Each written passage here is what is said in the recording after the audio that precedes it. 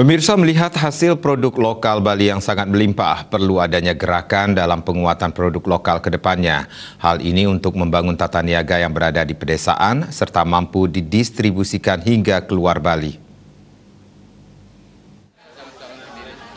Produksi lokal dengan pangsa pasar terbatas, serta dengan skala kecil, tidak mampu bersaing dengan tata produksi berskala besar yang digerakkan dengan dukungan teknologi dan dukungan permodalan super kuat. Koperasi KBS Bali Sejahtera hadir menjadi salah satu kekuatan untuk membangun dan mewujudkan kebersamaan dalam rangka melawan kapitalisme global saat ini yang memiliki sel pemasaran berjejaring. Menurut Ketua Koperasi KBS Bali Sejahtera, Profesor Sujana Budi, berdirinya koperasi ini adalah dalam rangka menggerakkan penguatan produk lokal. Itu dalam rangka menggerakkan penguatan produk lokal. Jadi barangkali nanti kita berharap Dinas Koperasi sudah melakukan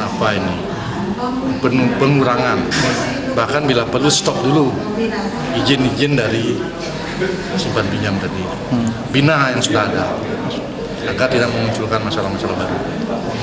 Itu harapan kita.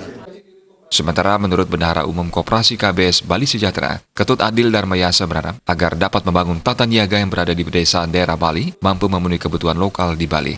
Selain itu tak kalah penting, hasil produksi lokal di Bali mampu didistribusikan keluar Bali ke depannya. Harapan saya yang pertama